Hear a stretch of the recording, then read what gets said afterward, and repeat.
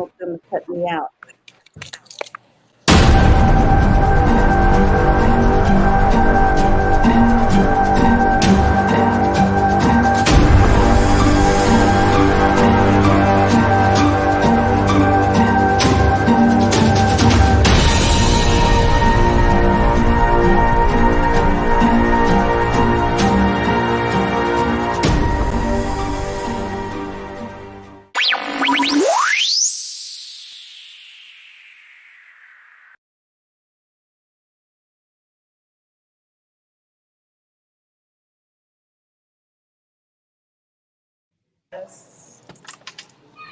Hello, hello, hello. Good evening, everybody. Oh my God, it is the last night of Right to Heal Virtual Summit. And let me tell you, I'm super excited. I'm super nervous. I'm super, super, super, super everything. But I'm super excited, really, really super excited because tonight, guys, we have a panelist of all married folks. That's right. I'm a single woman hosting a panel with married folks. And it's going to be crazy tonight. So I'm looking forward to having a conversation tonight about family, about business, doing business with your family. Okay. Hold on. All right. There we go. Had to get rid of some of that background noise, but doing business with your family. But where does books fit in the scheme of things?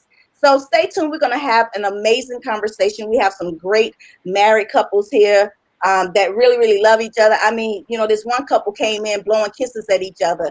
So I'm like, oh, that kiss wasn't, I'm assuming that kiss was not for me. It was for, so you can tell, it's some love up in the air here. They all snuggled up together. So we're going to have a great conversation later in a few minutes, guys. But let me ask you something first. Number one, please share the broadcast with someone. Number two, I got my rules written down here. You know what's so funny? I always write my notes and never look at them. Okay. So, and that's why I write my notes so I can remind myself what I'm supposed to do.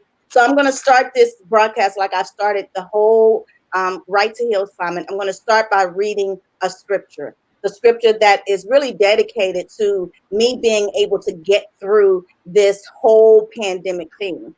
And so for Right to Heal, it's really about getting those emotions out of your head, out of your heart, and into a place that's not going to hurt you or make you hurt somebody else.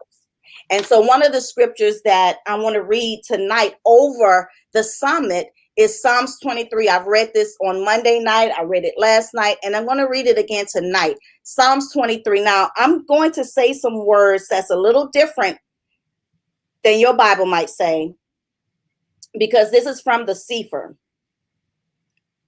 And I'm going to read Psalms 23 in its entirety. It's only 6 verses, y'all. It's only 6. So I'm going to read Psalms 23, and it says, and I'm reading from the Sefer. So again, these words may be a little different from the King James Version, but let's get into it. Psalms 23, Yahuwah, the Lord, is my shepherd. I shall not want. He makes me to lie down in green pastures. He leads me beside the still waters. He restores my soul. He leads me in the cycles of righteousness for his name's sake. Yea, though I walk through the valley. I need to stop right there. Yea, though I walk through the valley of the shadow of death, I will fear no evil, for you are with me. Your rod and your staff, they comfort me. You prepare a table before me in the presence of my enemies. You anoint my head with oil. My cup runneth over. Surely, my favorite one, surely goodness and mercy shall follow me all the days of my life, and I will dwell in the house of Yahuwah forever. Now, surely this pandemic, surely COVID, surely death will not take my faith away, will not let me doubt who I am, who I was created to be. David was going through some stuff. David did some stuff, and he was going through some stuff. So he wrote a personal note. Hear what I'm saying, y'all writers out there, because this is who I'm really talking to. I'm talking to my fellow scribes. He was going through and feeling some stuff. So he said, you know what? Let me just write a personal poem to my Father, to my Creator. And he says, surely goodness and mercy. How many need goodness and mercy right now? Because I be looking like, any room I walk into, I know three things gonna be there. It's gonna be me, it's gonna be goodness, and it's gonna be mercy. So if I got the Most High on my side, then that propels me. It gives me the energy, the motivation, the encouragement to continue in the walk in which he told me to do. So if he told me to write that book, then he has already given me what I need.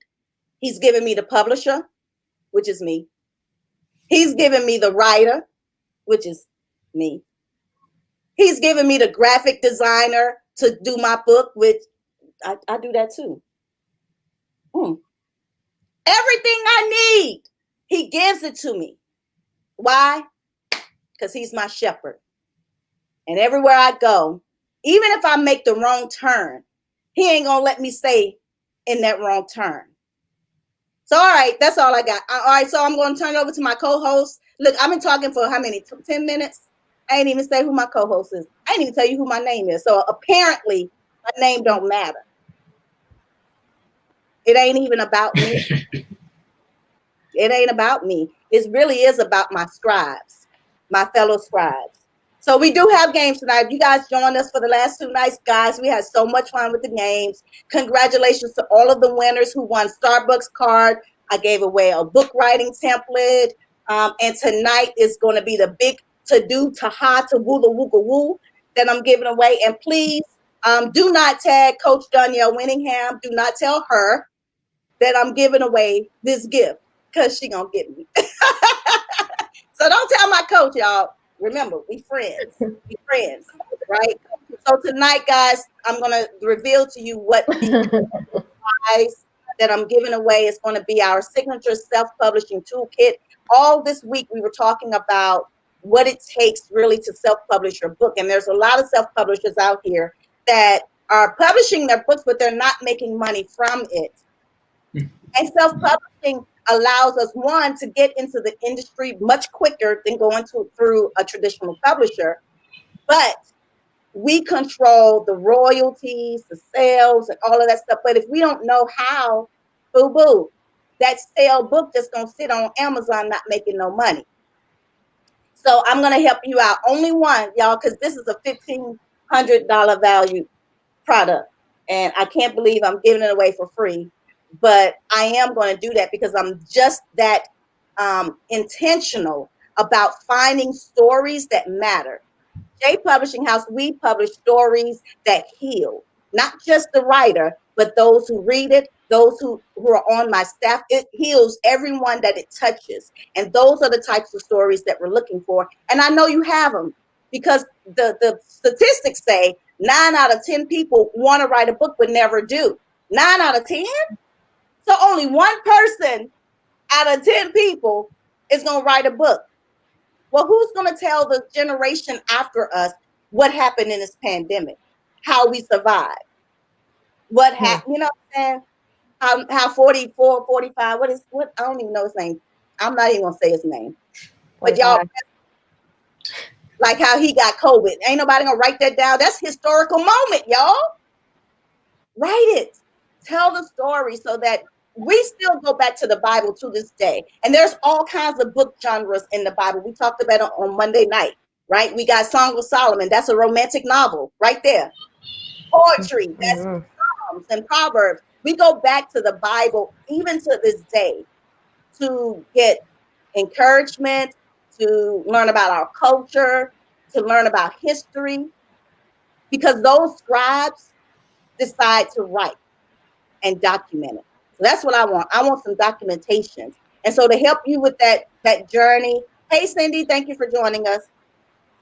Hey, Facebook user. I'm not sure who that is. But I don't know who Facebook user is. But thank you for joining us tonight. Remember to share the broadcast. I'm done babbling for now. But that's the game we're going to give away. Go ahead, Dominique. Take it away. That wasn't babbling. That was great content that you just shared. That was vital information for our everyday life that you just shared.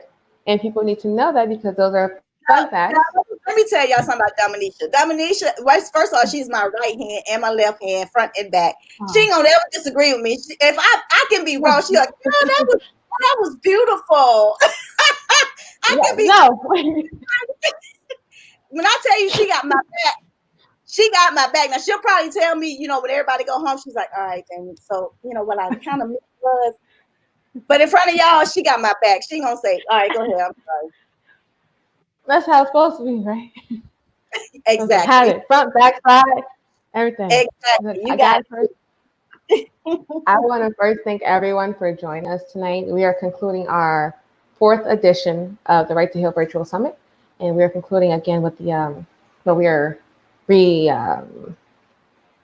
approaching the 7 mountains of cultural influence. And the panelists that you see today, my lovely panelists, our lovely panelists, that was Jay, I'm Dom, and we thank you for joining us. We have Mr. and Mrs. Ray and Chanel Blackmore. They will be representing our mountains of arts and celebration and religion. We have our next couple, Mr. and Mrs. Jason and Shantrice Doris. They will be representing our mountain of media. Lastly, but not least, our lovely, lovely panelists, Mr. and Mrs. Daniel and Tanya McClurkin, and they will be representing our mountain of family. So we thank you guys for being here. We thank you viewers for supporting us always. And again, we're just here to have fun and let the Most High just lead the way, as always. We just thank God for everybody here. And just a fun fact, guys, the 7 Mountain Theory was created in 1975 by 4 ministers. Bill Bright, which is the founder of the Campus Crusade, Lauren Cunningham, which is the founder of the Youth for the Mission, Francis Schaeffer, which is the founder of Labrie, and Pat Robertson, who's the founder of the Christian Broadcasting Network. Now, these 4 ministers came together, and they came to the conclusion that in order for believers to disciple a nation, they first have to, and I quote, affect the 7 areas or mountains of influence that make up that nation.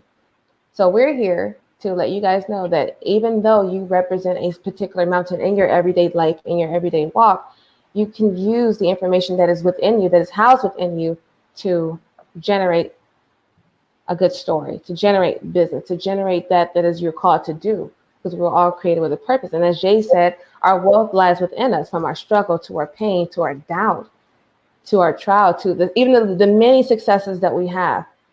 Those are little steps that will catapult you and propel you forward so that you can go on to the next journey in life. It's, in our case, is writing books. But we have a fun fact also, that you're never too old, guys. Don't think that because you're in your 30s, your 40s, maybe even 50s, some younger, some older, that it's too late to write a book. There's an author named Toni Morrison who started writing in her mid-30s. Now, that was by accident, because she's a professor at Howard University, and she joined a writing group just for fun. Okay, so she liked it, and she developed this character of a little Black girl who wished she had blue eyes, and out came the story, The Bluest Eyes. Okay, and she didn't publish until 39 years old. Even F. Scott Fitzgerald, he was able to command with just his short stories. He didn't write a novel, he didn't write anything like extensive, but with his short stories alone, guys, he was able to command $55,000 of today's dollars for his short stories. In particular, The Bridal Party and Babylon Revisited. So there's money to be made. Just you have talent. You have gifts, and our purpose is to utilize your gifts. As Coach last night, she basically said your money is out there waiting for you. And I gave the analogy of, it's like your money is being held in a bank vault with your name on it, being unclaimed. So what do? You're gonna sit there and leave it there? You're gonna go and you're gonna go get your money. I want my money. The gift, right. Because you're gonna use the gifts you already possess. So I just thank you guys for just being here, and I thank you guys for just again supporting us, and for even giving the viewers a little sneak peek and a tidbit of how they can monetize and how they can expound on their lives and just make their lives better, for lack of better terms. So I have one question, and I'm going to start with Mr. and Mrs. Ray and Chanel Blackmore. Now, my question for you guys is, how do you make this dynamic work? They say don't mix business with pleasure, right? So how do you, in 2 different You represent two different. How do you support each other? How do you make it all come together at the end? Oh, that's a good one. Oh All of them, wow, yeah. that's a good question. Um, so I think Ray and I, just in our marriage, has tried so many different businesses, had so many great ideas, had so many wonderful starts, and so many horrible failures as it pertains to business in both of our fields. And I think that just understanding and having the grace to allow your spouse to, dream big. Dream as big as you want to dream. And if it doesn't work, that's okay, because like Jamie said, that grace and mercy. We understand that there is greater, right? We understand together that there is more. And we know that we have to support each other in reaching for that. That's right. You know what I mean? So it's that grace, that space to fail, that space to succeed, and to keep the love Ooh, there whether we do or Yeah. not. Right. keep Right. it If that Yes. makes sense, Yeah. right? Mhm. And it's also Mhm. knowing and understanding your partner. Mhm. When I first met Chanel, I knew that Chanel was a diamond right off. And the reason why I know, because I could sit and talk to her. I could sit and talk to Chanel, and when you that's an intimate thing when you can actually sit and talk with somebody, because some people you just can't talk to. And I understood, and Chanel didn't like me. She didn't like me at first. So I mean, I didn't. Is but this thing on? but we were close on a friendship thing, and I understood from her mind. I understood her mind when I first Right. met her, Mm. and I knew she was destined to be great. So if you know that person, you know that spouse, or that person that's with you, and you can't. The way you make the business work is you allow them to grow. You allow them to be them, to let them be great. And if Right. you, but some people can't handle that. Right. That person being great. And to me that's a little selfish. But I understood that she was a great woman, a great person, a great individual, and I wanted to help her blossom. So that helps the business part of it, because if you understand that, uh, you both can go to different levels, to different heights, but you have to Mhm. be able to not be selfish and let that person grow. Right. That was sweet. that was smooth. That was I'm gonna smooth. go on mute I like for that. Yeah. Very tasteful. Yes. I love I want to it. hear, I All want to hear right. from the other married couples too. Like, how do you Yes. make Mhm. how do you make marriage and business work? And Tanya, I know for you guys, you're doing book collaborations. You have your own business. Um, how do you guys? And you have multiple children. How do Or you guys? Yeah. How do you make that work? Well, what I'll say real quick is we have an understanding, and let me tell you what that understanding looks like. Because with 4 children and are small, 7, 5, 2, and 8 months, Wow. our days are always very interesting. And so my husband and I, we met. We were always hustlers from the jump. I mean, we used to go to the flea market. We used to go to our families like, you done with that? We want to sell that. We was always trying to flip money. Like, that's just been our nature. I feel like we was entrepreneurs like when we met. And now being married, things have definitely changed, because then we weren't accountable to anyone. But now we still have this same um, thinking, right? We understand where we're going. We're focused on building something great. We're very focused on making sure that we're utilizing the gifts and the talents that God has given us. My husband will always say his goal is to die empty. Mhm. And so how we do that is we got to make sure that what God has placed in us, that we are getting that out, that we are utilizing it to build, to become, to establish whatever it is that God is calling us to do in this realm. And so we have that understanding, and we teach that understanding to our children, right? Because we want them to have that same thinking when it really comes to, we don't say things like, what do you want to be when you grow up? It's what do you want to be? Right. We've got to get started, and so, we take that thinking, and we don't know, we don't have all the answers, and sometimes we fail, and that's okay, right? Because we welcome failure too, because there's lessons in that. And I think the biggest thing is God is the center of everything that we do. Most certainly, and I can piggyback off of that as well. I think what makes everything work as far as our household is concerned, like you said, we had an understanding. I told her whenever I was on the job, I told her, I said, well, this is what's going to be. I'm going to be out the house for a little bit while you build your business, and as long as we're building the business and it's going in the right direction, you could be able to pull me off the job. So we had that understanding. We every year we make our plans, write them down for the year, and we see where we're falling short and where we need to grow. So we put all those plans together, we just honestly have a understanding of where we're going.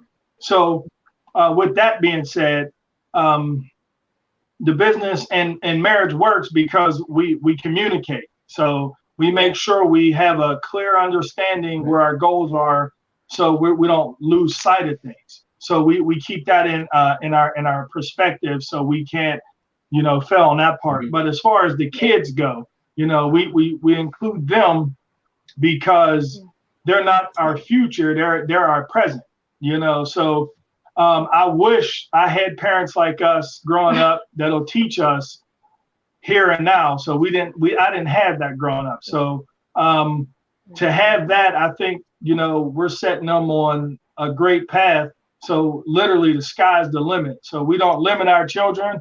We try to introduce them to things that they will see in this world. We pray, and we consecrate, and we just seek the Lord's guidance. So that is definitely my biggest weapon there, because without God, as our center, we really have nothing. So we really stand strong in the faith. So we keep that clear distinction even in our children.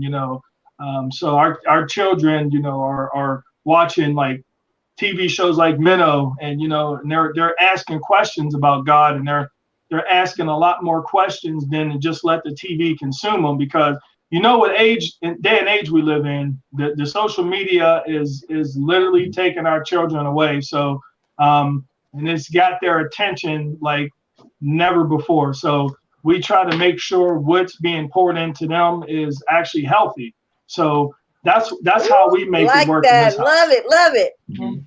Love it. Yeah. Come on, Doris. What y'all say? Right. How y'all make it work? Yes. Other than blowing at each other all day. Love, you want me to start? Or you want to start? Okay, I'll start.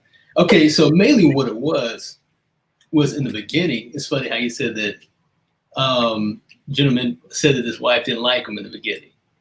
We met as competing graphic designers for a logo for a radio station. And in the beginning, I was very stern. Like, I thought I was the only graphic designer on the project, right? So she called, she said, hey, how you doing? What are we working on? What are your ideas? And what happens with graphic designers, a lot of graphic designers steal each other's ideas. So I was very stern. I was like, how did you get my number, first of all? And she was like, well, this pump is, so she was, and she was asking ideas. I said, I'll see you at the meeting, right?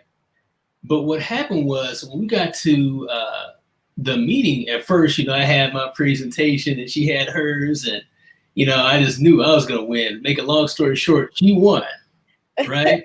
Her logo was much better than mine. I'm just now admitting this, 16 years in marriage. But yeah. It's recorded, so it's documented for history. Right. But no, she won. And what happened was, like, one thing that you guys had mentioned is the fact that you could talk with your future wife, and I just knew I could talk with her about anything, especially with art. Art is my heart, so we could talk about that. We could talk about life. She could put things on my mind. And I found that at that meeting, we were into the conversation so much, we forgot that the people that we're there to see were actually in the room. So we just ended up being, best friends over time. And, I just knew every single time I saw her, I didn't even know why. I just know I was excited to see her. So then we talked about getting together on business and things of that nature. So one day, after years of being friends, we finally, I went over there to talk with her about business and never left. I've been happy ever since. And in regards to children and business, here's the thing. See, we were a blended family. I didn't have children when we first got together. My wife had 3 from her previous marriage. And that was an interesting dynamic because I knew that coming in, I had to show that I was there not just for my wife, but also for the children. And I had to love them beyond any expectations they may have had for, a new father figure in their life or somebody that, they didn't think was going to be around for that long. I mean, little guys, they set booby traps for me and everything. I mean, but yeah, but I love it. I love the mess out of those guys, and now we have 3 more, so we have 6. So in regards to how we work with business, see, my wife and I, we're best friends. She's my world, honestly speaking. She is my everything. And we just work so well together. So just like how you mentioned that, the communication was never an issue. Like for us, the first night, and we were just sitting down talking, we just laid everything out in the open, and the biggest thing for us is truth. We never lied to each other, and that's the same integrity and things of that nature that we carry through in business. We'll never lie to you, keep things strictly professional. We know the main reason we went into business is because, when advertising and graphic design and marketing, things of that nature, for a long time, there are a lot of, I'm sorry, baby, I'm taking over, but I'll shorten it. But mainly what it is there was a big barrier between the client and the designer for a long time. It's like it's kind of like where you go into an agency and you don't see the designer. You see many different, the art directors and things of that nature. But a lot of times, when you want a logo created or you want a video production project created, you have an idea, but the end result is nothing like what you want to start with. It doesn't represent you. It doesn't represent your passion and so on and so forth. And that's what we bring is that close connection, that relationship. So. Yeah. Ditto.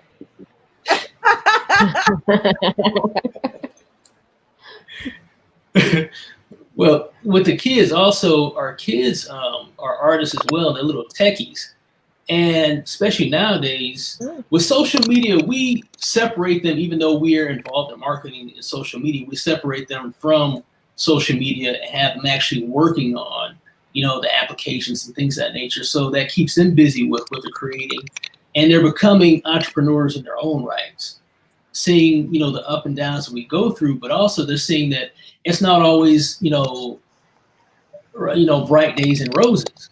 You know what I'm saying? There's those times where you're struggling and you question yourself like, man, am I doing the right thing? Are we making the right decision? You have those days, and the biggest thing for us and the biggest gift that we can give them, our kids, is a great relationship with my wife and I. Seeing that at the core, no matter what's happening, whether it's COVID, you know, whatever's going on at the core, we know that the core is unshakable.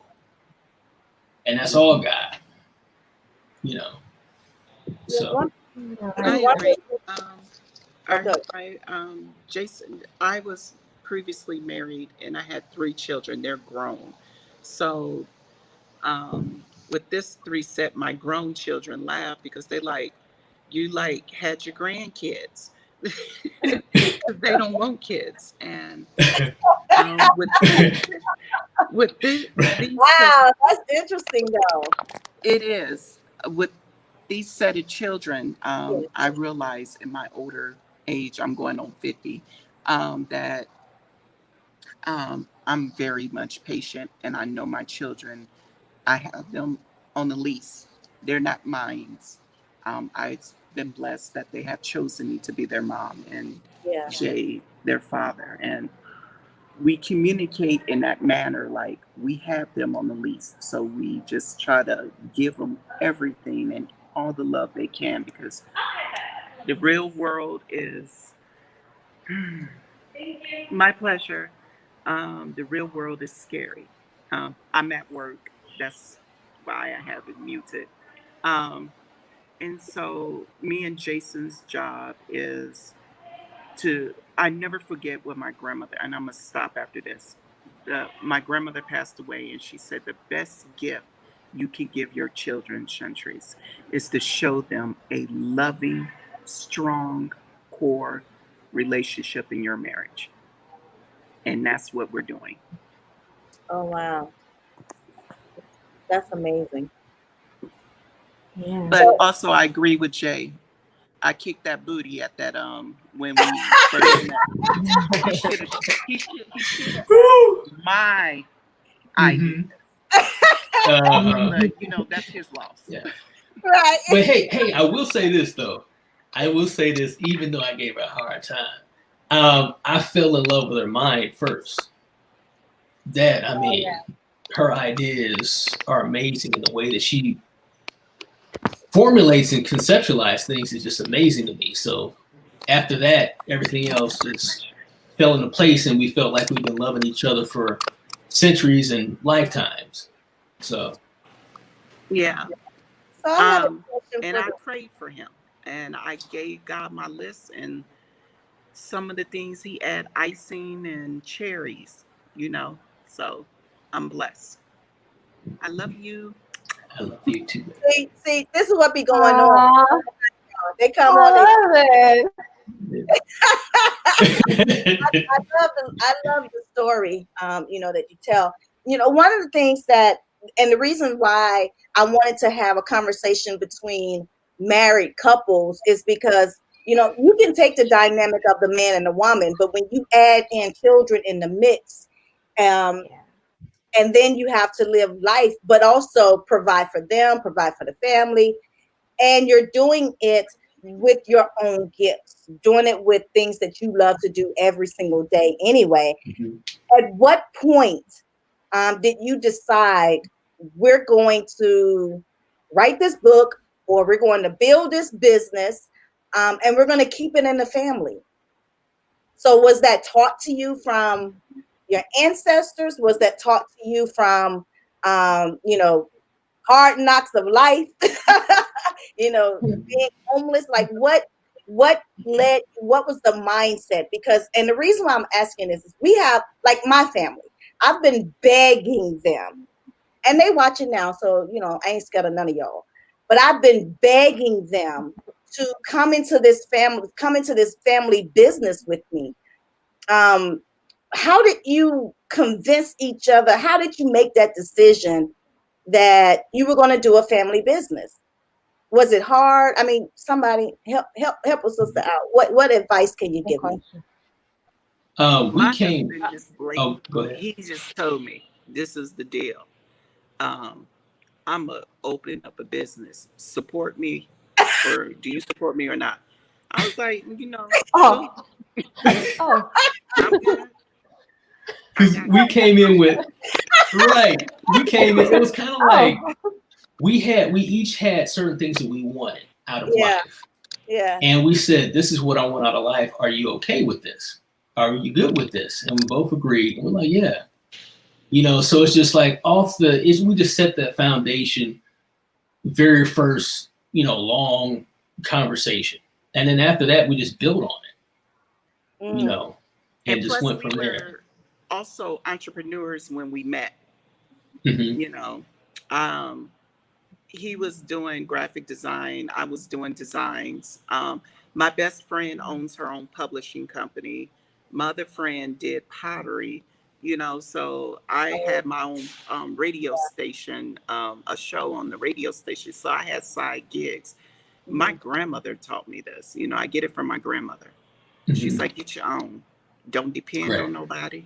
Now you know, she was the hardcore. Don't depend on a man. Don't depend on nothing. Right. You got your own back. Right. So, Right. poor grandfather was in the background just looking at her.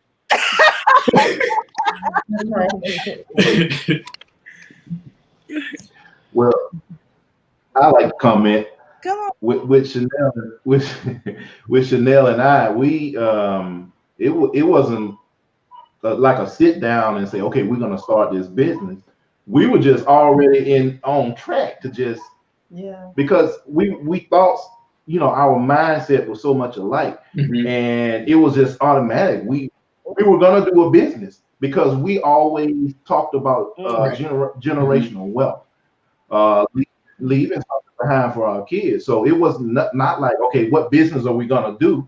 We were just already in that mindset when we got married, and I mean it gelled so well because we were like already on that train track. So it wasn't, you know, we were already entrepreneur minded. So it was just natural.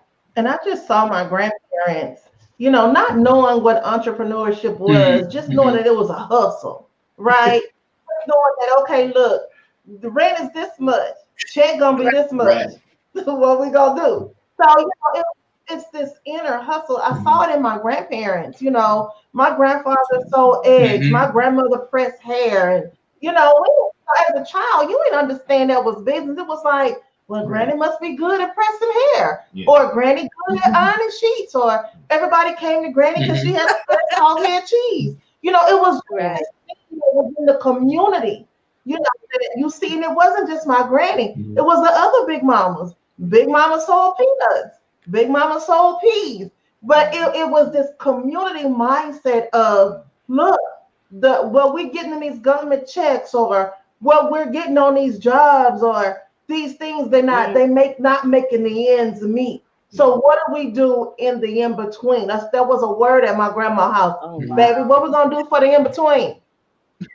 In between these checks, in between these jobs, in the in between. So, you know, right now we hustle in the in between. So it's just what we've always done, and it's amazing to see our kids. They're grown now. You know, they got their in between hustle. Somebody decorating Christmas trees. The other one, you know, she's selling bags, and the boy cooking, and he got a cookbook. So it's these things that you have to do that is really a community cultural thing. What you gonna do with this in between? How you gonna make it do what it do? And your kids come right in line because they see us doing it. They see us at home. From the head. They see us at home. It's like mom and dad are at home and they are having this. They making this much money. Well, they don't know how much they make. I never tell them that. But they can see the fruit. They can see the fruit. So they fall in line. There's no other option but to build your own business. They are entrepreneur minded. It flows from the head. That is so true. And I'll just jump in real quick and say, like, Chanel took the words out of my mouth. The hustle was always there. Like we're what you would call first generational. Like my dad had a business, he makes furniture, right? But it was never taught. It was just something he did. Like I didn't grow up knowing how to make furniture. I feel like I should. Like you didn't teach me how to make furniture. You know, we sitting on the goodness. You didn't teach me about the goodness. You know what I'm saying? But he always say now, like, I wish one of y'all would have learned. No, I wish you would have taught me. I wish you would have sat me down. You know, and so we're what you call first generational. And I felt like, you know, we're vision is just so hot.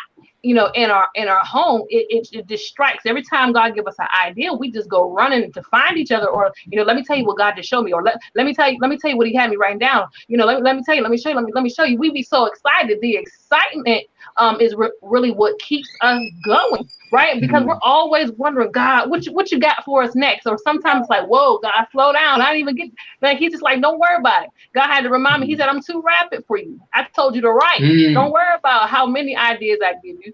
Don't worry about at what pace I give them to you. You know what I mean? So we are so excited about what's next, that's what kept us. I'm gonna say this on both sides. It's what kept us getting into businesses that we shouldn't have been in. the excitement. And then it was also what keeps us going to find out, God, what is it that you really want us to do? Now, you know, putting systems in place just help us to reach more people.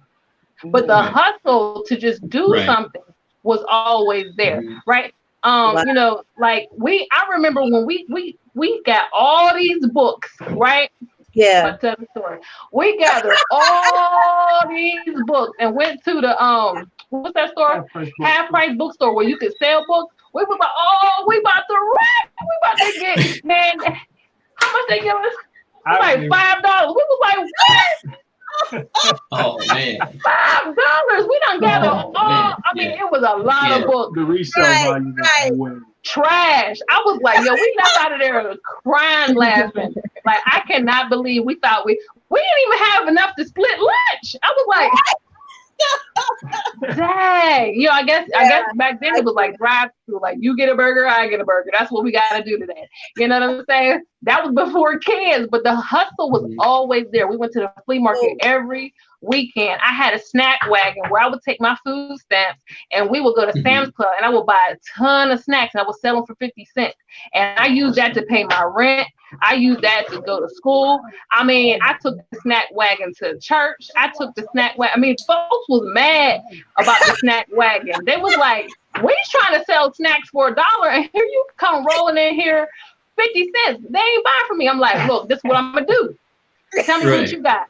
Long we ain't got the same thing, don't worry about what I got in my snack bag. Right. Long we ain't selling the same thing, I ain't coming against you, right? So, but that's what we did. The hustle was always there. Now we're just smart with it because we pay somebody who can show us a faster way. Oh wow, that's great. I used to say this too. Go ahead. Oh, I think I cut him off. You. I'm sorry. Go ahead. No, what I was going to piggyback off of, you know, as far as entrepreneurship, you know, I kind of stumbled on that. See, the type of people that I grew up around, I call them the woulda, coulda, shouldas. Oh, you know, because they always have this grand idea, or I used to be this, or I should have did this. You know, so I grew up around those people, those type of mindset. So for me, you know, the only gear I had was drive, and like I hustled. Like, so when we met, you know, the reason why I think we worked out so well because she can keep up with the pace. So whenever I was hustling, you know, I would move all the time. I kept myself busy. So as far as entrepreneurship goes, you know, once I stumbled upon entrepreneurship, I just never got off. You know, I just continued my whole 20s. We spent our 20s trying to find, you know, that thing, that niche. So yeah, and we never let money hold us up. We don't, man. We should be beyond wealthy right now. That's how much money that we have put out there. You know what I'm saying? But we understand money's aftermath, and we're not one of them couples, you know, that have those statistic out there. You know, a lot of people get divorced, and money's the reason. Money. We don't talk about money. We talk about vision here. Yeah. You know what I mean? Like, we understand money. Money is aftermath. Like, we do not even have. You know what I'm saying? We responsible. We trying to see. We budget to see where we can invest, not what needs to be paid. Right.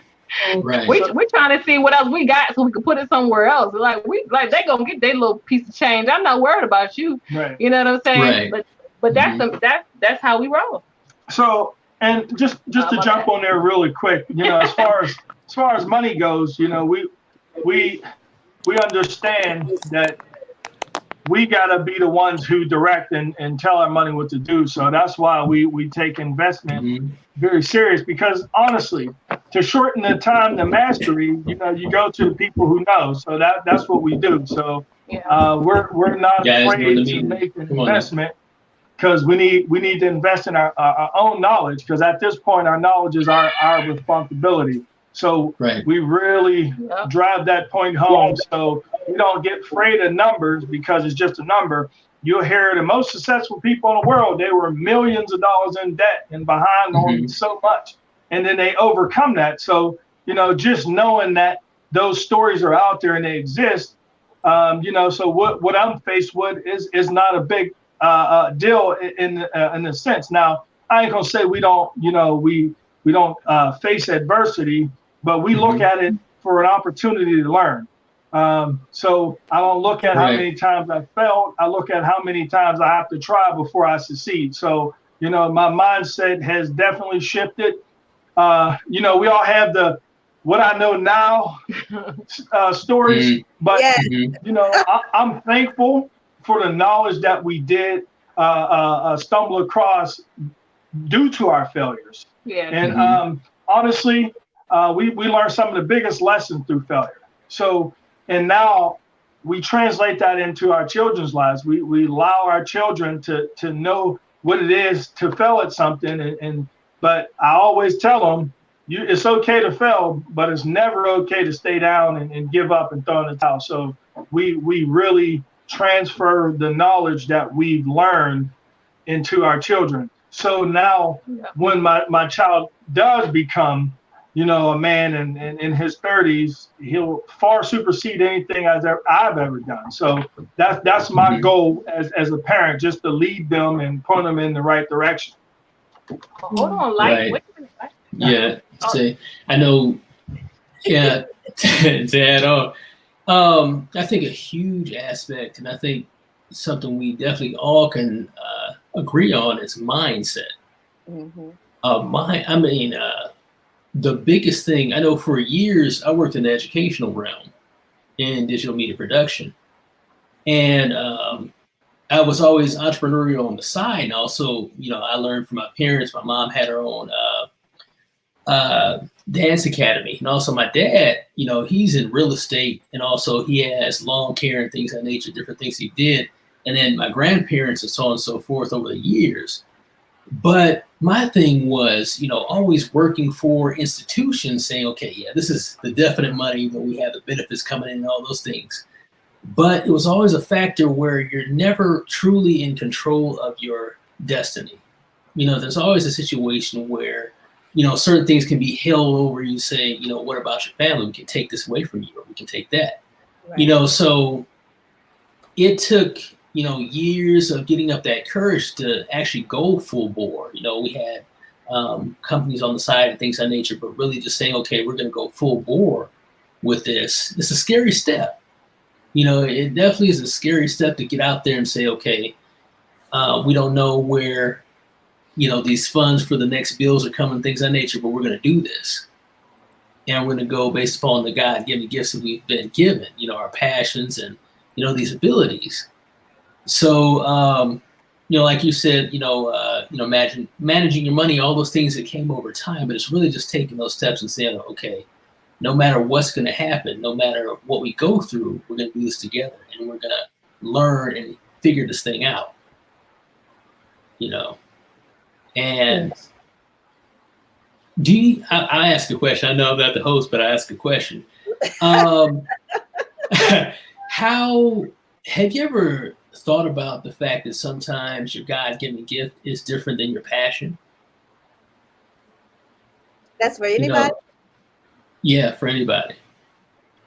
Sometimes it may be something that you're passionate about, but your God-given gift is something that you do so easily that you don't really think about it, but other people think that it's amazing, you know, and there's so much value in it, but you're just innate with it. So you're just like, oh, well, you know, I'm good at this. But you don't realize that that's a gift that God has given you to impact the world. And then also, you know, you have sometimes your passion might be different, But if you have that gift and the passion at the same time, explosive. So I'm just wondering about that.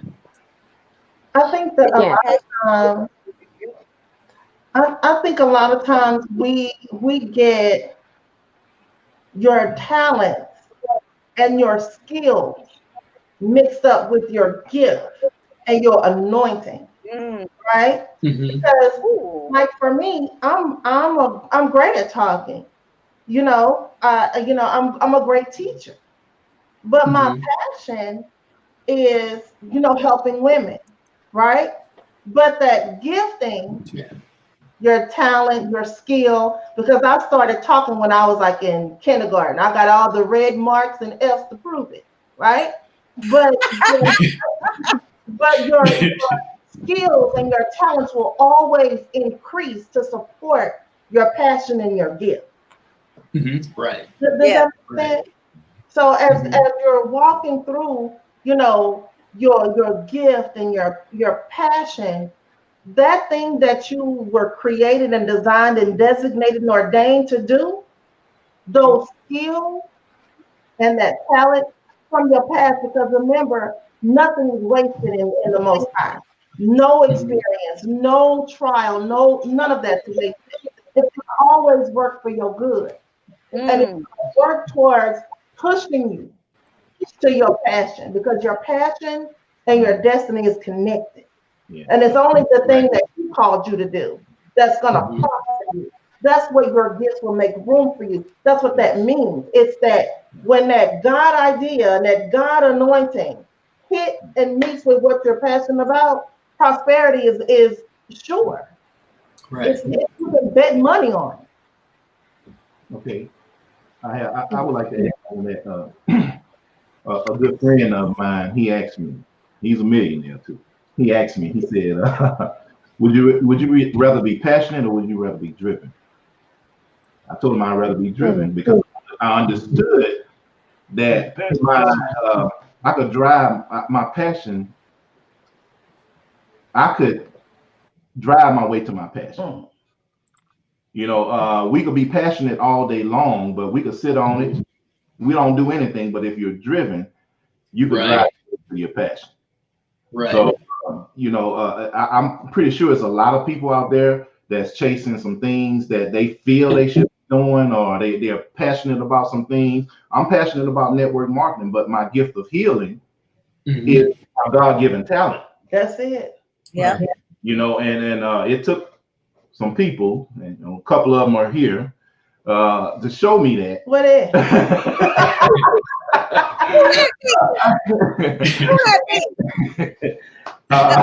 Because I love network marketing. I love marketing products. Yeah. But the talent that's been with me since I was born, the gift that was with me since I was born, it'll drive me to whatever success or whatever what I would call success, or whatever I need to sustain me in this world. So you can be driven and drive your way to your passion all day long, and because that's where you're gonna actually blossom, when you drive your way to your passion. So I don't know that men want to blossom. And also add to that drive. Is that drive is like it pulls you. It pulls you to the point where you don't need even like a alarm clock, because it just wakes you up. I gotta get up and I gotta get at it constantly. All your thoughts, things of that nature. So I definitely agree. I'm loving this conversation, guys, because the thing that I hear here is you all had that drive when you met each other. And so when you met each other, of course, that magnet, whatever y'all call that thing, what the word call it, equally yoked. Right. It worked because what was working in you before you got together. Now you understand why God did, or Yah did what He did in your life before you even connected with that other one. So now it just propels itself. What do y'all think about? Okay, wait, before I ask this, because listen, I love talking to married couples. Why? Not because I'm single, but because I like to know how two different people can cohabitate in the same space. And I'm really talking about in the same spiritual space. So I love to talk to different people. And when I met Chanel and when I met Tanya, and Tanya, one of the things that I admire about her, and she probably don't even know this, this is probably going to be her first time hearing this, but one of the things I admire about her is her ability to manage her children and her business at the same time. Like, so we would be on the phone and one of the kids would come in and she would, without even breaking the conversation, she'll say something, she'll come back, and there's no break in it. But what she say to them is something that's so extremely funny to me. But she's able to manage that. Small children and a business and a household and being a wife. It's just, when I see that, I just find that women, one, we do carry the weight of the world.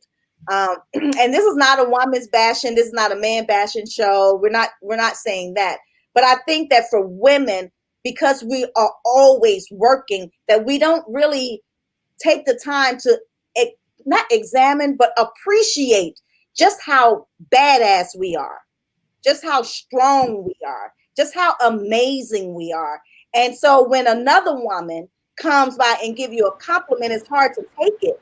But with Tanya, listen, she has such the energy. I don't know how she do it. I don't have no kids in my house. Y'all hear what I say? And I'm tired all the time. Like, I have no energy. Like, I'm gonna show you how I do it. It's called energy supplement. Somebody, energy supplement. Somebody.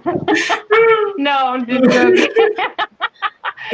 You know, you're household, and I just want, like, I admire the women here on the stage, and then I admire the men who support the women. See, because it doesn't minimize your role in a relationship. It's just how those two work together, and I'm learning more about that as I get older in my age. What relationship really means, but where does it start? And for me, I was taught that it starts at home, but that's the lie. It starts from your faith. It starts from your creator. It starts from the beginning. In the beginning, you know, Genesis 1, that's where it really starts. But I didn't learn that till in my 40s. So, you know, I got a lot of catching up to do. But we want to take some time to wait first. I got to give out this gift, y'all. So we have to play the game in order for me to give out this gift before it gets too late in the night and everybody go to bed, you know, because, you know, it's already my bedtime. I'm old and I'm sleepy and ain't got so I don't know what that's about. But, you know, that's probably because Mr. Ray do what he's supposed to do and give me that black seed oil or whatever that little mixture thing that he's supposed to hook up for me so I can get some energy. But, you know, I'm not going to fuss at him live. I fuss at him later in private where we're supposed to fuss at him. So let's play the game. Dominique, you take over the game, please, because I can't sing tonight, y'all. Like, I gave my You're first... not singing tonight? Huh? You're not singing tonight? No, I sang last night. Last night was so fun. It kind of went on longer than it did. And, you know, we had other people ask and singing. It was just real Mr. Troy. Well, if y'all need me to sing, you just let me know. Yes, I want the panelists. So my husband, like, please don't let her sing. Listen, don't judge me. I don't judge you. And in my ears, I sound good, but the pros outside, they be like, whatever. But anyhow, so I can't sing tonight, y'all. I sang last night, and then Monday night we did movie trivia. So you had to guess which scene I was doing, and I only know one scene. You told Harpo beat me. That's the only scene I know. So, and everybody got to know. So, you know. But last night we had TV shows. Tonight, do we have TV shows or movies? Which you have to guess the TV show. Do we shout it out or do we write it? Yeah, we're gonna sing it, and then the guests, those who are watching, you guys have to put in the comments the answer. Now, the ones who answer, we will be one. You have to be registered at the link that's on the bottom of the screen, bit.ly/WTH Summit 2020. You have to be registered to win. And you have to have shared the broadcast. We will be checking. You have to know the panelists can't win. Y'all want to get something special from me. Y'all want something special from me. But Look, let me calm down then. Look, let me sit back. what'd you say? I said, let me calm down. Let me sit back then. I ain't got no dog in the race. Let me sit back. That little play game. So, Dominisha, what's the first game? So, is it a movie or a TV show that they have to guess? This one will be movie. Okay, Lines a from movie. a movie. Mhm. Okay, so the lines of the movie, guys, you have to guess the movie and put it in the comments, and we're gonna be writing down who guessed it correctly. So, y'all ready for this game? Come on, y'all. What I'm giving away. The first prize is going to be a Write Book template. So what that is literally I'm giving you a book and you put your own content in it. It's already formatted for a book. And let me tell you, it is a publisher's dream because these manuscripts y'all be bringing me, okay, that's why I drink Hennessy. So take this Write Your Book template so you can know how to present your manuscript to a publisher the right way. I'm gonna give it to you for free. It's a $48 value. What's the first movie? What's the first movie line, Dominisha? And you got to go. Right. You can't just read it. You got to read it. You got to say it just like they say it in character. Oh, pop, oh, beat. Oh. Okay. Go. You got to go. All right. You know the daddy of that chocolatey baby is? Huh? You do? Well, who is it? Speak up. That's my baby, boss. It's mine. I'm the father of that baby. I'm that baby's daddy. I'm the pappy. Name that movie.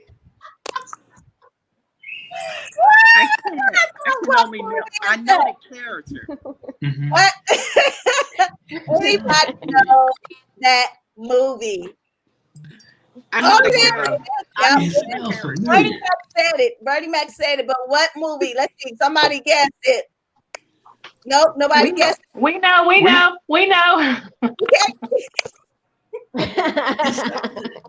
I want the template. We know. No, you can't win the prize. Y'all got. I know. Gonna get a special gift from me. Because that's what that movie. I can't believe they didn't answer. Wait. Y'all don't know this answer? We have one. I know. Life. Somebody said Dion Williams said Life. Yeah, that's the movie Life. Yeah, you're correct. That was Bernie Mac said that. I got it. So let's Jing-a-ling. Jang-a-ling. Right. That's what it said, Jang-a-ling. You would have got it. All right. So the next one. TV show. Yes, ma'am. Okay. So we're gonna get one more. We're gonna get one more game, and then we're gonna go into the big gift, which is a trivia game. So one more game. Let's see. Is it gonna be a movie or a TV show? TV show. Panelists want to give out. Y'all want to play? Y'all want to sing a TV theme show? Last night we did Come and Knock on Our Door. We've been waiting for you. Oh, Three's Company. Yeah, we did that last night. Y'all want to play? Let the people win something? No. Oh! Who said no? Then she said she wanted to sing no. Then you want to. All right, here we go. Yes, you are the daddy. That's on all of his shows. There ain't just one show. It's all everybody. Okay, go ahead. Next. All right. I can't see this. TV show. TV show. I can't see him either. Don't you know no good? Don't you know no good? Don't you know no good? No good. No good. Martin. shout out. No, Jay, you can't give up the answer. Huh? Oh, I can't get up there. No. Oh, my fault. Dang. Now I'm messing up. Sorry. So, All right. How about You this? can't give America the answer. oh, okay. Okay, All right, now so it's that time don't to count. That don't count, y'all. That don't count. You Okay. gotta give another one. And the panelists, don't be giving out the answers. Okay. And don't be texting people on the side giving them the answer so they can win and y'all can share the prize. All right. I be doing the same thing. Let's see. Okay. What's a really, really good one? Really, really good one. Oh, sit your $5 for make change. What's that one? Sit your $5 ass down before I make change. Yeah. Yeah. Actually said twice, so you have to give the original movie in which it was said, because it was said twice in two scenes. I mean, in two different places, like a TV show and a movie. You got to give the movie. So anybody know the name of the movie where they said it was said, "Sit your $5 ass down before I make change." And yeah, he said, "Before I make change." He didn't say before. Before I make change. Did I say before? Y'all already know that. I don't want to talk like that. Look at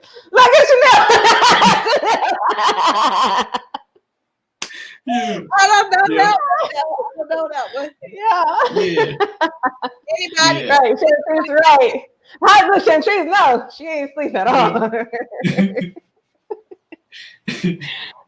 What they say, Jay? Anybody know that one?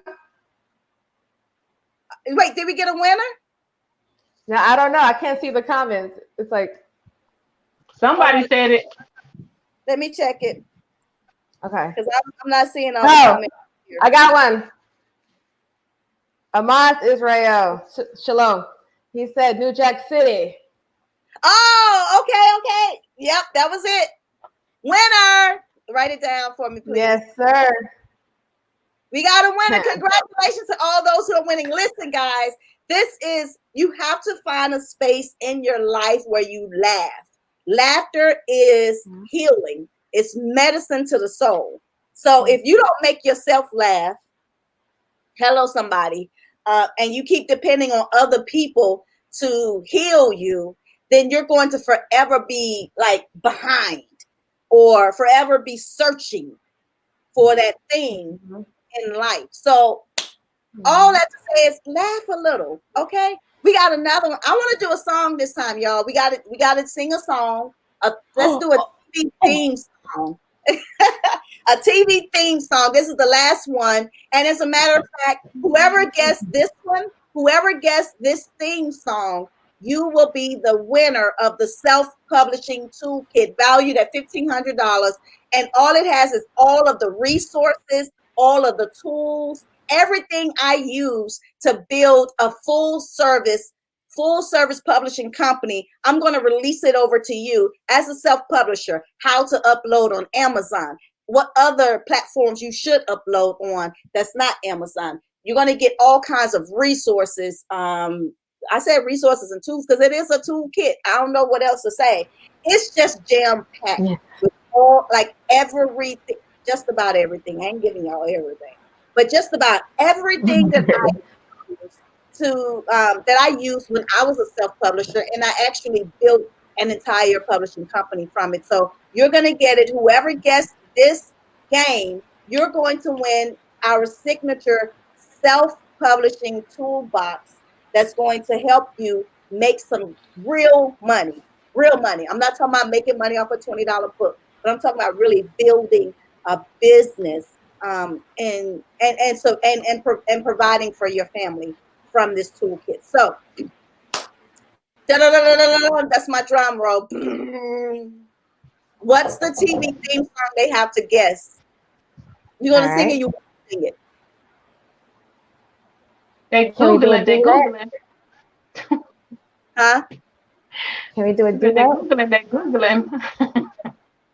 John, you're crazy. All right, you go. Oh, no. I was just saying they Googling.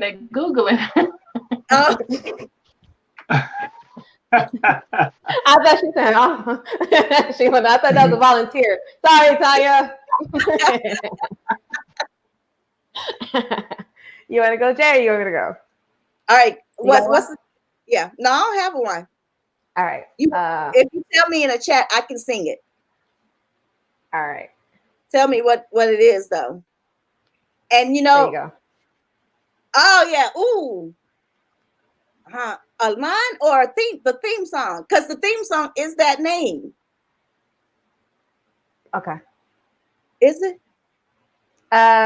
It's broken up. Dun, dun, dun, dun, dun, dun, dun. No, I ain't gonna do it. I can't do that one. Okay. I don't know the words. Me either. It's me. Am I realizing my responsibility? It's me. My best friend always on my mind. I gotta be down for mine. Y'all know that one? Gotta do what. Come on, young people. That's a young person. Let's go, young people. All right, how about this? We are, hey, ooh, in the 90s kind of world. I'm glad I got my girl. Keep your head up. Keep your head up. What? Your head up. That's right. Is that better, Tanya? Home girl, look at them. Am I right? That's right. Is that better, Tanya? Now, if y'all can get that, you can get that self-published, because you can guess what that is. Y'all deserve that self-publishing toolkit. Oh wait, okay. There can't be the winners can't be the same as the previous games, right? One time. Well, one-time winners. Okay. It doesn't have a rule. You know, I had like Rose won twice. Oh, got you. Rose, right, so two people. Rose. Hey, Asher. Hey, Ashy Poo. Okay, sorry, y'all. That's my little nephew. That's my little nephew. Hi, nephew. Look at him. He want it back. Okay.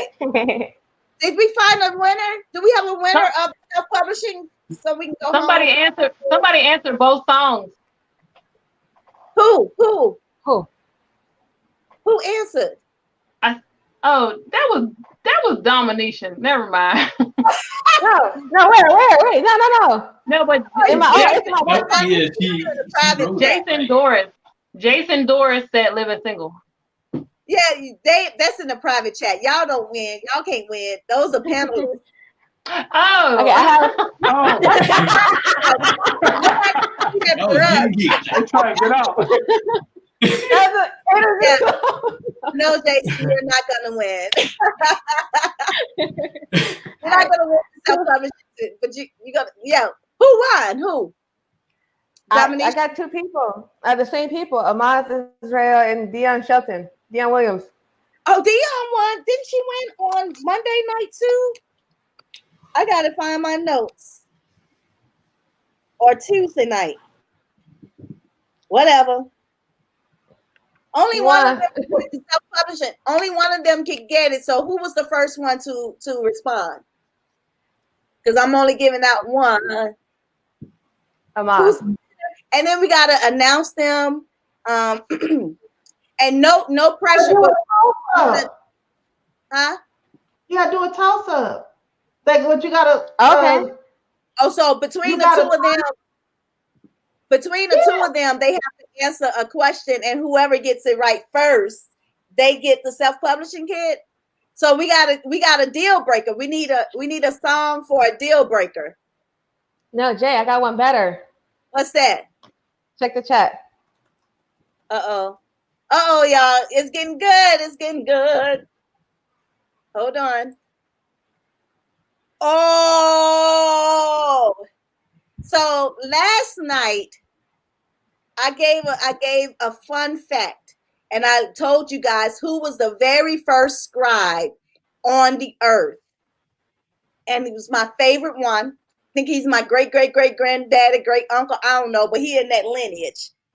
We related, and I said he was the very first scribe, the very first writer to write history and document it. And I said that name last night. Who was the very first scribe on earth? You can answer that question. Now that may be hard because they had to have watched last night. Yep. That's the answer. Do we have it? Who was the first? Let me put it on the screen. I said it last night. Is this for the toss-up or is this for It's for the toss-up. Okay. All right. So to Ms. Williams and Ahmad Israel, who was the first scribe? Who can answer that? Now they would have had to have been here last night because that's when I told the fun fact. Egyptian, according to this. I think she said she gave a name. Hold on. What's that? What Daniel say? Daniel, Google our mic is on. Our mic is on.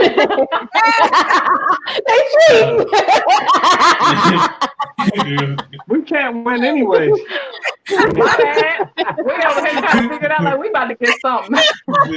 I'm just trying to fun fact. Your mic is hot. Your mic is hot.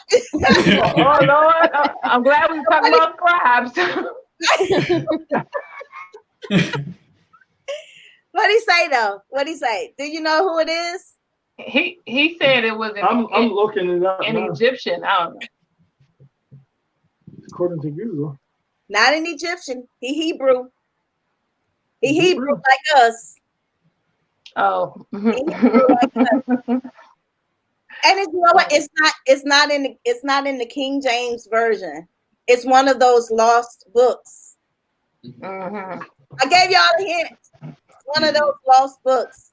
Let's play Hangman. Take that back. It is in the King James version. It's in King James version, but it's the 1611 version. That version of King James Bible where this lost book is in there. Y'all want me to tell you? No, not yet. Ahmad Israel said Moses. No, not Moses. No. Esdras. No, not Esdras.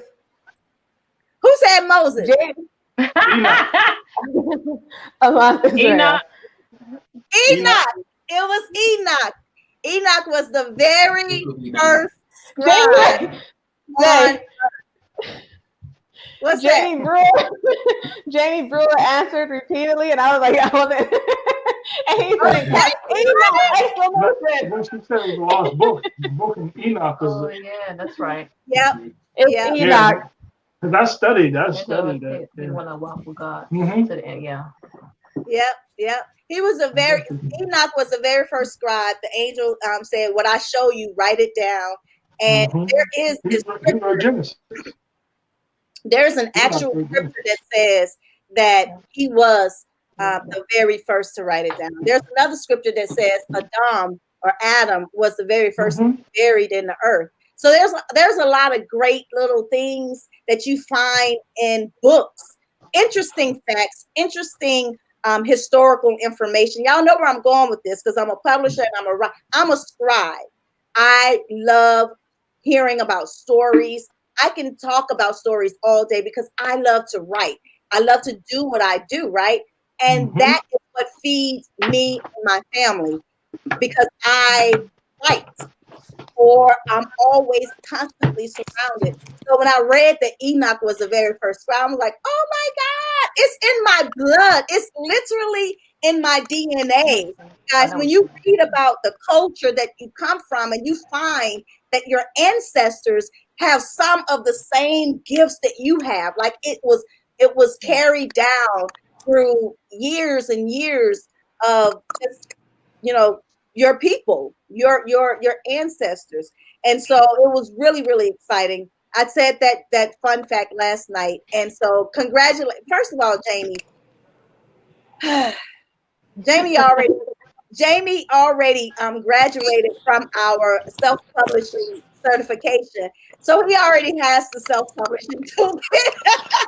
That doesn't even work. So, I'm gonna have to think these games over because some of y'all been following me and y'all already know all the answers. That ain't fair. Ahmad said, "Give it to Miss Williams." Aw. Who is Miss Williams? Oh, Miss Dion. Yeah. All right, Miss Dion, you're the amazing winner of the self-publishing toolkit. Jamie, I'm gonna give you a mug. I'm gonna give you the same mug that you graduated. Sorry. That's what you win, Jamie Brewer. You're gonna win the same mug that I gave you when you graduated. So congratulations for winning it again. Oh my God. That's cool. That's cool. This is going on longer than I expected, but I really enjoyed. Thank you for all the panelists who came. First, I want to open the floor if there's anything else you want to share. We didn't talk a lot about your books.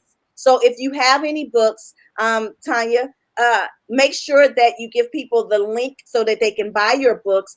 And how can they stay in contact with you? Anybody can answer that. Okay, well, I guess we'll go around.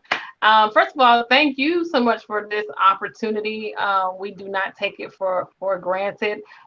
Every open door, God's been opening up doors left and right, shutting doors left and right, and I welcome it all in this season. So thank you so much for allowing us to come and speak on your platform. I am Tanya S. McClurkin. Like Donnie McClurkin, I feel like I always gotta say that because people know him. And people always put an extra L on my last name. They say McClurkin. There's one L, y'all. MCC LURKIN. That's it. Tanya S. McClurkin here on Facebook, but I'm really heavy on Instagram. That is my jam. You can find me there at Tanya S. McClurkin as well. Okay, the link is in my bio. And everything you need to Hold on now. Yes, Lord. Jason, go get your kids, Jason. Oh. That's all right. That's my life. I understand. It didn't even bother me.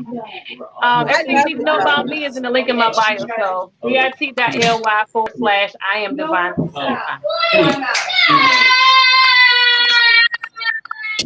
I got you. There we go. Now, so guys, thank you. The other thing too is get the online notepad. If you go to bit.ly/W2H Summit 2020, all of Tanya's information is in there, her website and how you can find her online. Make sure you download that online notepad. It is fire.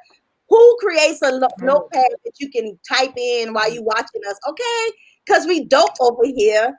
You better get with it. So go get that online notepad, not just because it's dope, but it's also set up like a yearbook. So there's a page in the back where you can take to people and let them sign your yearbook, let them sign your notepad. Because sometimes, when we're having those days that we just don't want to get up, we can have something to go to that's going to encourage us and motivate us and keep us going, right? Because somebody said something nice to us. Congratulations to all the winners. Please inbox me so you can claim your prize. If you don't inbox me, you don't claim it. Get your stuff. Okay? You win it. Come get it. Oh, okay, great. I'm going to put this up here, Jason. Go ahead. Who else was saying something? Oh. Chanel, how can they find you? Yes. Let's see. There we go. That's for Jason. For the Dorses. If you want to connect with them, that's how you can connect with them. Now go ahead, Chanel. And then Tanya. I just want to say thank you guys so much for having us. It's just been an amazing night. And just connecting with other married couples in business to share the same trials and tribulations on this road to the bag. I'm so excited to have so many guys riding with us. But you can find me on Facebook at Coach Chanel B. I'm on Instagram. It's not my jam, but I hope to make it so. I tickle myself. I'm so corny. But you want to tell them where they can find I laugh at her laughing because she'll say something and she's the only one that's tickled from it. And it makes you tickle because she's tickled. So it's just like a contagious thing. And Mr. Ray is coming out with a cookbook, y'all. Yay! What's the name of your cookbook, Mr. Ray? All right. What's the name of your cookbook? Tell us the name of your I cookbook. didn't tell you we were going to bring it up. So, what's the name of your cookbook? The cookbook? No, the one you're doing. Shake with the master. Say what the master gave you. Thank you. Love it. Talk about it. Right. What's it about? I like that. Well, shake what the master gave you is all about getting healthy through whatever the Most High has already given us, and it's put into a smoothie form, and it's also geared towards whatever your ailment is. So if it's high blood pressure, diabetes, There's a shake for that. pain, That's a shake. There's a shake for that. for your skin problems, shake what the master gave you. That's right. So it's going to be Love a shake for every ailment that you have. Natural. I like that. Natural, Mhm. all natural, yeah. Yeah. I'm Yeah. super I excited. didn't know if I should say the name yet, so that's Yeah, why. Yes. Uh-huh. Yeah. Yeah. You can, because it's going to happen. Yeah. Go ahead, Mr. Is there a dance that comes with that? Oh, it's before I had to hit out. Hey. One thing, No, one thing I wanted- I got my legs hiked up back here behind this desk. No, before I had to hit out, one thing I wanted to mention, what we do is we focus on 3 particular areas: visual storytelling, social media marketing, and branding. So we help companies really expand their reach in social media, and also we tell your story. So pretty much any type of message that you have for your company, we help you convey that visually. So whether it's video production, whether it's graphic design or photography, we help bring out that message, but also we help you convey it in a way that really resonates with your target audience, especially with your books and things of that nature, with illustrations. Also working on some things for Dominisha right now, and logos all the way to really getting that message out there, whether it's commercials or so on and so forth. Whatever your need is, we can definitely meet that. So you do video, or you say graphic design?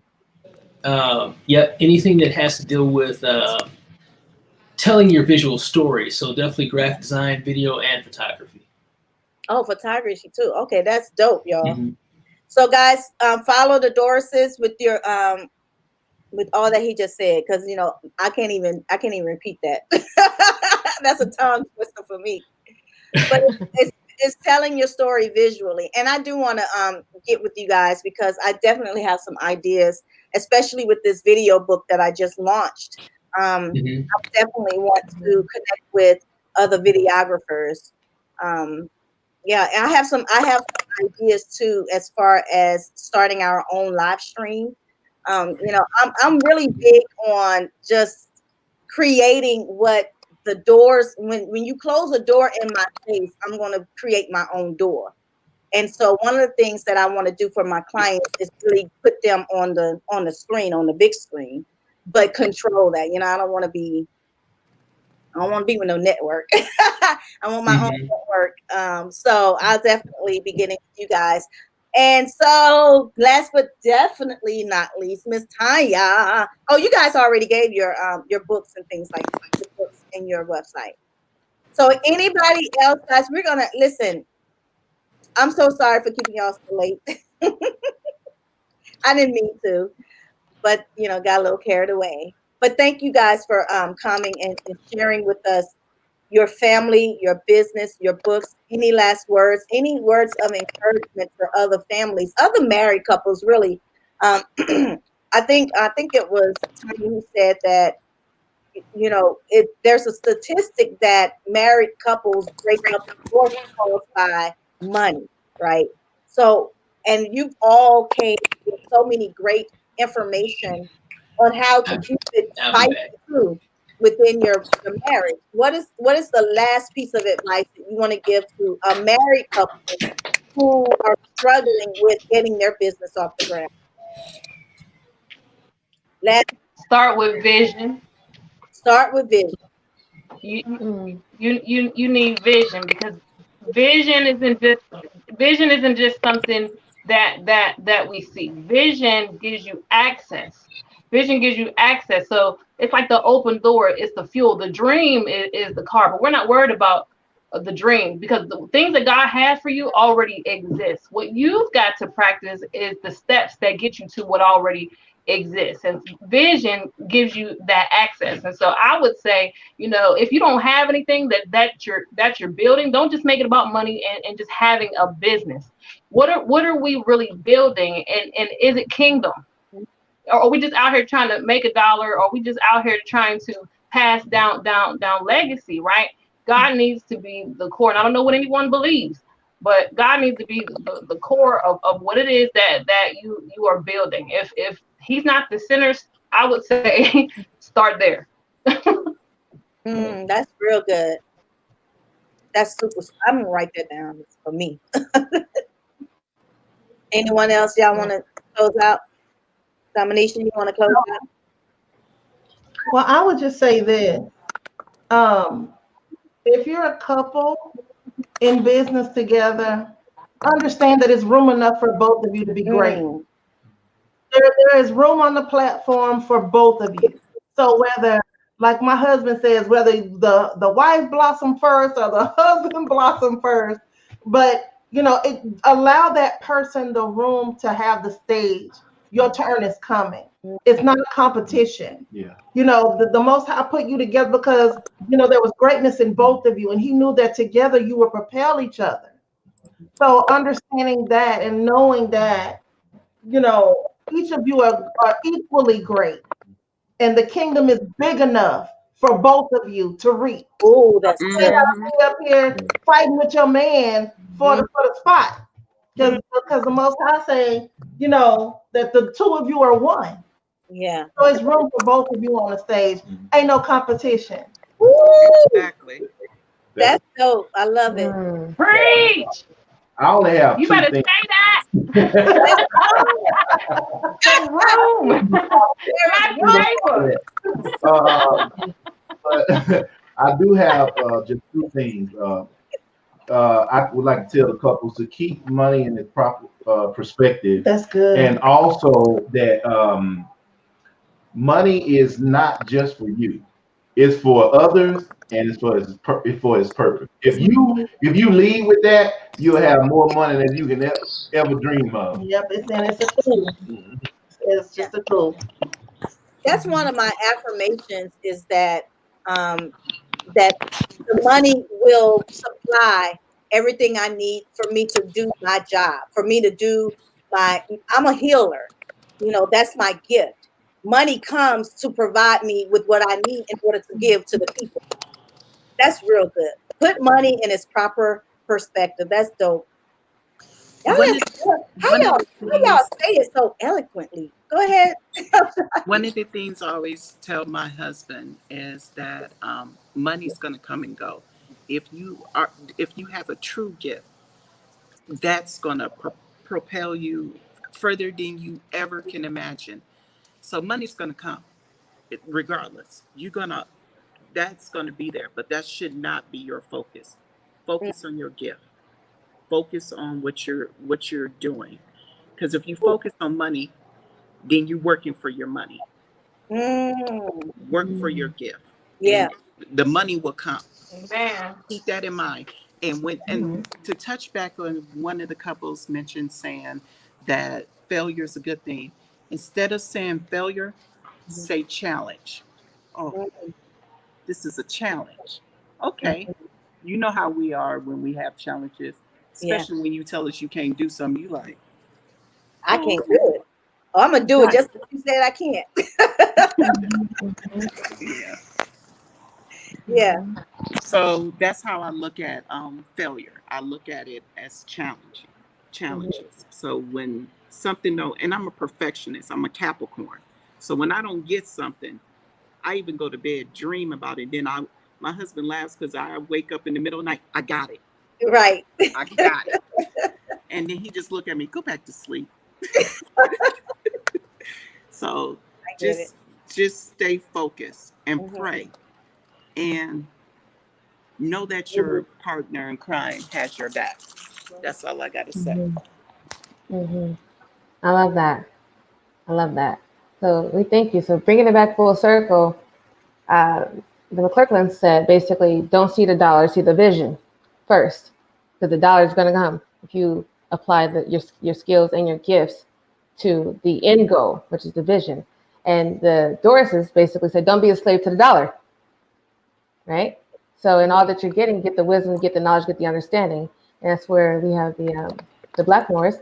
When you comprehend the information that you've learned, which is your knowledge, then you can better understand it to apply it. And once you apply it, you have the knowledge, you have the understanding. Now you can properly apply it and make it applicable to where you are to gradually go where you need to go to then get the wisdom. So we thank you. Wow. Wow. In a nutshell, y'all. Thank y'all so much. Yeah. This panel is filled with Thank you for inviting me. Yeah. Oh, Thank you. It was nice meeting everybody. Yes. So, guys, this is wrapping up our 4th Right to Heal Summit. Thank you, everyone, for all of the panelists, for everyone who shared the broadcast, for everyone who sent words of encouragement. This is a heavy lift for me because I always give it over to the Most High. And whatever he says, whatever he does, I'm so cool with it, right? But once you say, I'm going to give it over to the Most High, you know who's going to come right behind and try to shake things up a little bit. But what I love about the Most High is that, one, he's already defeated. The devil is already defeated. If y'all didn't know that, is already in the book. So, I ain't saying it.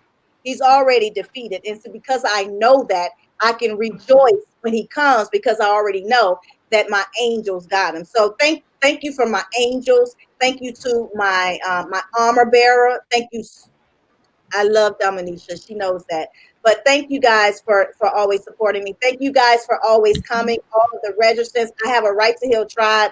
Like 300, 400 of y'all that rocks with me every single time I do the Right to Heal Summit. So thank you guys for getting. And until next time, guys, remember, y'all better write. And y'all better Thanks for having us. Love you guys. Have an amazing. It was a pleasure. Pleasure. Thank you, guys. Excellent opportunity.